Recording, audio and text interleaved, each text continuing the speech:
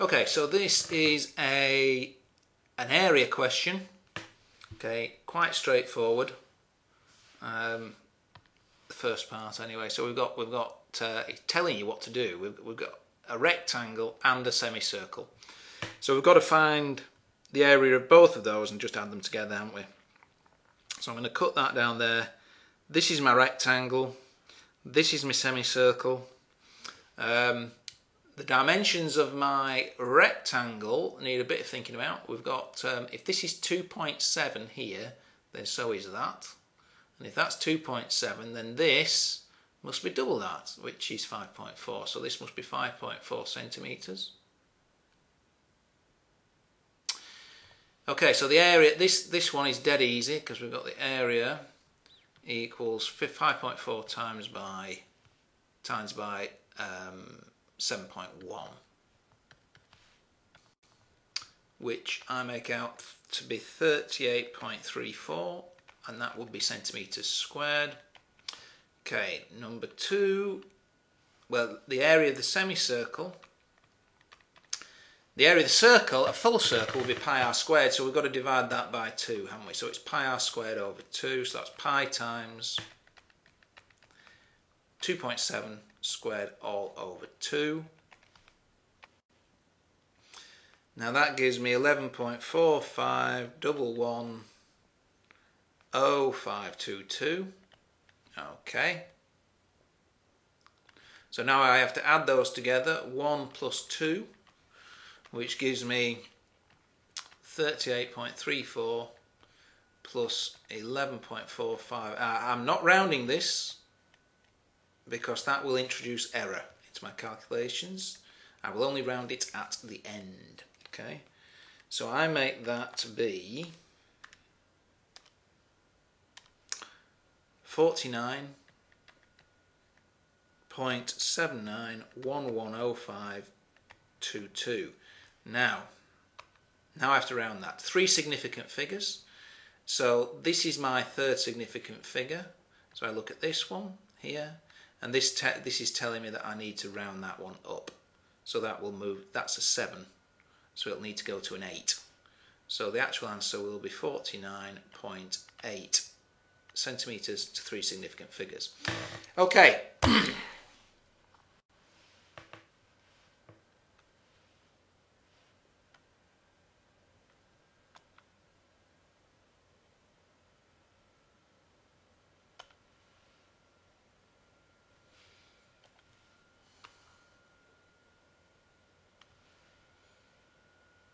The second part of this problem is it's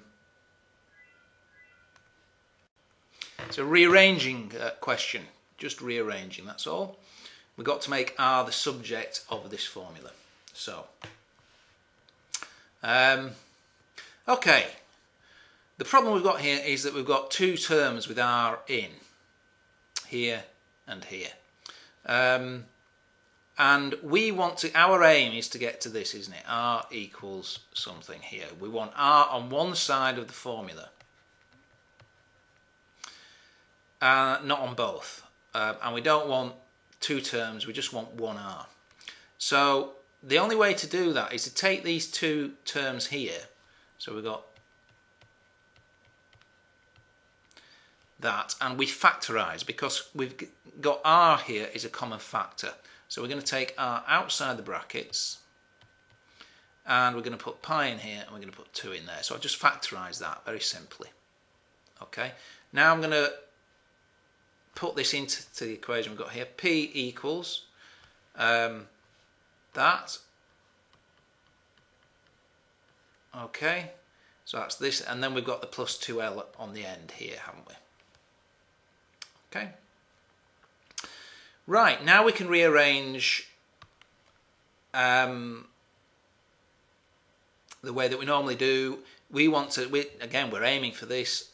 We need to move the 2L then, don't we? That's the first thing I'm going to do. So we end up there with P minus 2L equals R times pi plus 2. Right, and the last thing I need to do is to get rid of this bracket. It's the whole bracket I want to get rid of, isn't it? To just get r on its own. So that means because there's an invisible time sign in here, okay, to get rid of this bracket I have to divide by pi plus 2, and I have to do the same to this side as well, pi plus 2. So I end up with, and this is my final answer, obviously that will cancel with that, and I'm left with r equals p minus 2l all over pi plus 2. Okay. Question 16 is a circle theorem problem. So for this one it's saying calculate the size of angle AOB. AOB. So that's this one here. Now straight away, I don't know about you, but I can see a nice familiar shape. There's an arrowhead there. Okay, and this is the theorem that says that the angle at the centre is always double the angle at the circumference. So it's very straightforward. If you spot it, you spot it. If you don't, you don't. So familiarity is the whole ball game with this one. So obviously, if I call that x, then we can say that x equals 2 times 57. So that's 114, isn't it? Okay. And the reason will be just what I said before, which is that the angle at the centre is double the angle at the circumference. And you have to remember these. You have to learn the definitions, the wordy bits. You have to learn one of these for every one of the circle theorems. Okay, and don't rely on your own interpretation. The best thing is to get one from a book or from your teachers and learn that, and just learn them, and so that you can repeat them, because they need to be precise. They need to be precise.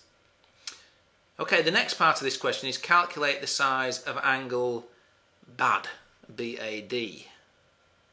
Let's have a look at BAD then. Okay, let's have a look. BAD, so we're talking about this angle here. Okay, well, again, I can see something here that looks very familiar. This is a cyclic quadrilateral, isn't it? And the thing about cyclic quadrilaterals is that opposite angles add up to 180. So this and this add up to 180. That's this one. Wait a minute. Oops. That's this one. And this one add up to 180 here. But also, which is crucial for us, this and this add up to 180. Okay, so if I label that X again, or better choose a different letter because we'll call that one Y. Okay, then Y will equal 180 take away